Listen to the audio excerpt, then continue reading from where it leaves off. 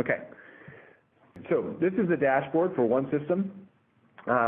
This is installed in a VM. So with this converged data protection capabilities, we support VMware today. Hyper-V will be coming later this year. But if you look at the ability to manage your system for data protection, but also storage, this is OneSystem, and this is the way that you can do that.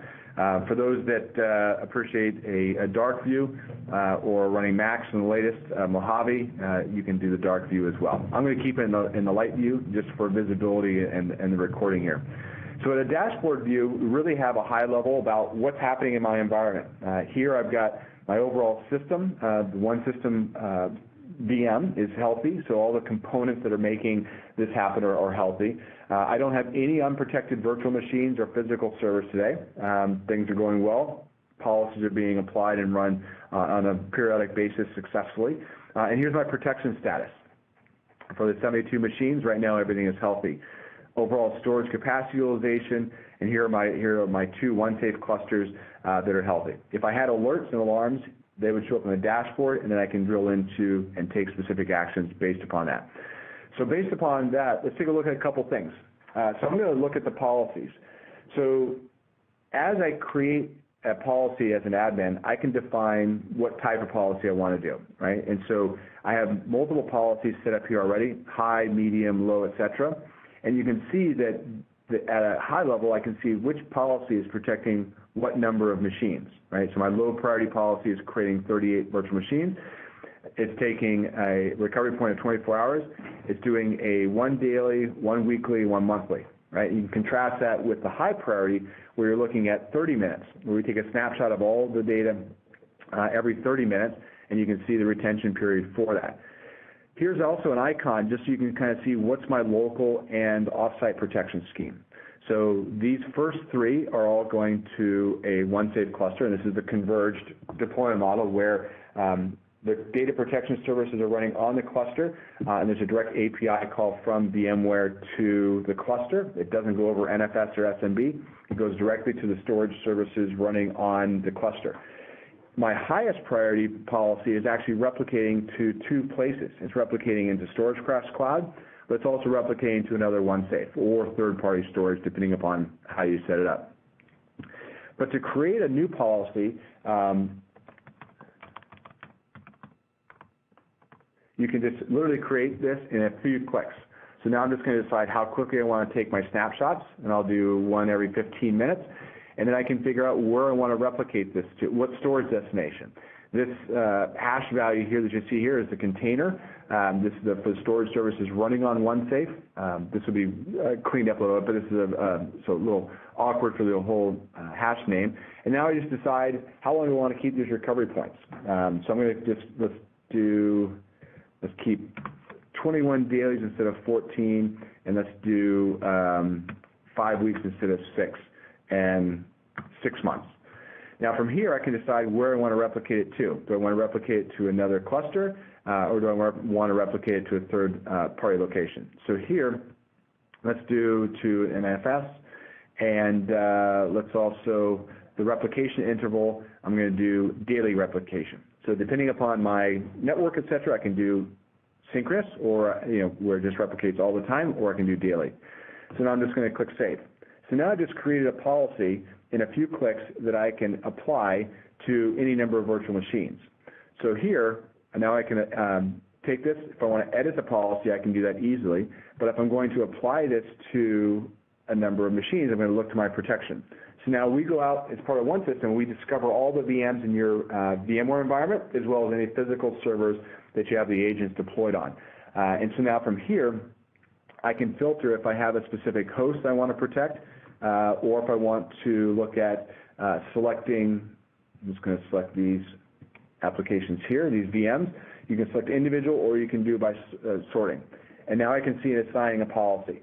So that way that I just created the Spiceheads policy, I have a quick summary about what the policy is. So I don't have to keep track of in my head what the names of the policies are and what the associated retention periods are. I can see that very easily here in a thumbnail view, and so I can select Spiceheads here, and I can click Save, and now I'm done. And so now those are going to begin to look at that and begin to protect those machines. If I want to do a recovery, it's also very similar, where I can search a specific host, and let's do this. So these are all the hosts, the VMs on my VM002 host. So I can go in and do a recovery point of this one, and I can look at all my recovery points and where it's from, whether it be the most optimal, the local, or if it's a different location, depending upon if it's replicated or if it's on premises.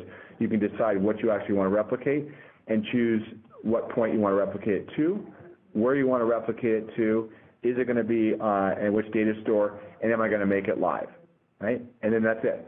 So I'm not going to actually go through and recover this one, but that's how easy it is to recover that. And this instant recovery with Virtual Boot, this is what recovers in less than a second. So if you were logged into vCenter, you'd actually see that VM spinning up and booting in less than a second. Okay. Now on the storage side, so that's the SLA-based data protection. On the storage side, thinking about things differently, here are the two clusters that I have in my environment. I have this one, the F877 and the P767. This one here, the first one, this is our all-flash. So as you look at the overall status, and you can see the capacity, whether you have a software update available, when you want to create storage shares from this cluster, it's very easy to do in a few clicks. So now I can just create another share, and again, I'll make this called SpiceHeads 2, and I can decide which cluster I want to create that on. And whether it be SMB or NFS, you can do so. And now from here, I only create a storage policy. I don't have to worry about what size one or how many volumes I'm going to try to create and allocate capacity to the share. I literally just create a share with a storage policy. This storage policy defines the data protection in terms of if is it deduplicated, is it compressed, but also if you're going to have snapshots disabled, or if you're going to do something custom where I'm going to set my snapshot retention policy to 3 weeks. So I'm going to take 90-second snapshots automatically, and I'm going to keep every snapshot for the first hour, and then hourly for the first day, daily for the first week, and weekly basically forever. But I just decide how long I want to keep that. I don't have to do anything else other than this. Now I click Create, and that share is now created, and I have my SpiceHeads 2 share that I can begin to use immediately. Okay, and you can just, this can be used for any SMB application, files, for file serving, for archiving, for whatever purpose. If you're going to do VMware, obviously you do NFS as that data protection. So that's as easy as it is to create a share within a cluster. Now within a cluster, I can actually begin to do other things. Well, actually, let me take a step back here. I'm going to go to the shares here, and I'm going to select SpiceHead and show everybody what we do for replication. So this is where I can actually set up remote replication in just 3 clicks. So now I have my source cluster, I have my target cluster, right?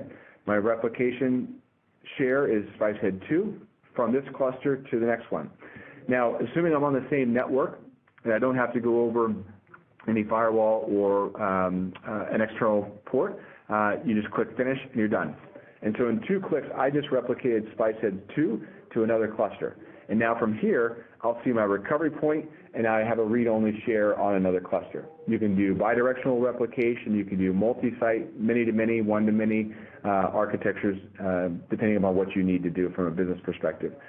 At the same time, the way that I can recover this is just simply promote this from read-only to read-write. And as of that last recovery point, in less than a minute, that share is now read-writable on that cluster. And so this is something that you don't have to do for every share within a cluster, because you're thinking about storage differently now, right? You're dealing with an object store, a pool of storage that you have different microservices, file system, and data protection running on. And each of those can have different properties. So if I have 10 shares in my cluster and I only want to replicate 3 of my most critical off-site, I can do that. I don't have to replicate everything. I don't even have to replicate to the same cluster configuration. I can replicate to different OneXafe models. I don't have to have the same capacity in the primary and secondary location. The only thing that matters is if I have enough capacity on my target cluster. And if you do, that's fine, right? So that's really a couple of things I wanted to share with everybody in terms of how do you create an SLA-based data protection policy? How do you assign it to a certain number of VMs? And you can, I did a handful. You can do it to, 90 VMs in a couple clicks, as well as how you create a share and you actually use that to replicate offsite for data protection. So that's as easy as it is for what we've done for managing storage. So I'm going to flip back here now to the slides here.